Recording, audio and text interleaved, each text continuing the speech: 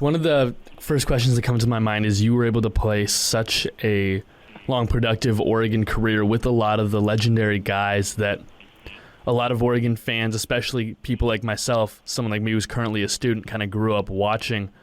What are some of those moments besides the USC game that you spoke about that speak out to you, not necessarily as a win or a loss, but as a big moment for the program or for the team? Yeah, great question, Sam. I mean, one of the just noteworthy moments that I remember vividly is beating Oklahoma at home in 2006, 2005 on the onside kick recovery by Patrick Chung. I think it was Patrick Chung.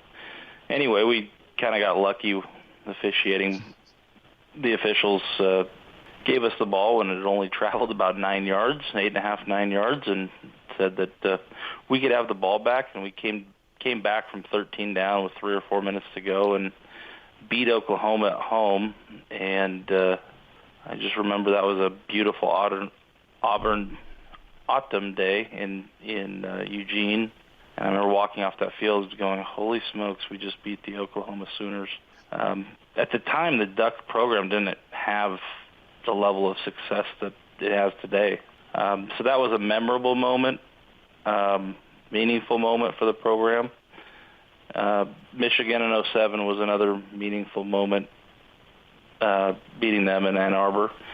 That was kind of I think for a long time, the Oregon faithful, even maybe some of the staff members, just didn't believe that we could compete with some of the national powerhouses, teams with great tradition. And, during my tenure there, we beat Oklahoma once, beat Michigan, beat USC, and people started realizing, hey, we can win here. So, and coupled with the great moments where a lot of great players, whether it's a guy like Dennis Dixon, Jonathan Stewart, in your mind, out of all of the players that you were able to spend time with out on the field who wore green and yellow, who is somebody that stuck out to you as either the best or the hardest working, or somebody who really sticks in your mind today as as this person who was doing it right? I would say I was fortunate enough to be locker mates with Patrick Chung for a couple 3 years, just lockers next to each other. And I mean, that guy was a flippin' warrior. The guy was just tenacious and worked hard, really impressed me. I don't think he liked being in the locker next to me because I was a big stinky lineman and threw my stuff all over the place and all that. But I'd say Patrick Chung would be one guy. Max Unger was always doing the right things. He's a hardworking dude, blue collar. Coming off the island of Hawaii, I would say just had a phenomenal work ethic and was always doing the right things in the right places, looking out for, the best interest of the team. I'm trying to think of other people. Dante Rosario. Dixon was a great leader. I mean, by the time he became a senior and he kind of figured out Pac-12 coverages and different things, I mean, we had people, look at that team and they go, okay, well, that was Chip's first year, and we all bought into his vision, but we also had an unbelievable amount of confidence in Dennis's abilities.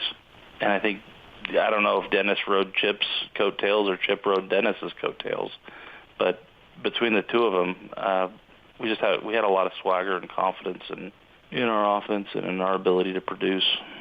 I think Dennis is the unspoken hero of that team until he went down. I mean, everyone points to Chip and the offense, but I mean, we had a Heisman candidate, Heisman front runner, quality quarterback, and everyone thinks it's all Chip's magic, but that really is what got the ball started. Yeah, I'd say those guys. I mean, there's a lot of other guys from, walk-ons to, special teams guys that you don't really notice because you're kind of living in your own bubble. You weight lift and go to meetings with offensive linemen. You do drills and you're kind of segmented, separated from, you don't see what everyone else is doing because you're so busy just taking care of yourself that, sometimes it's hard.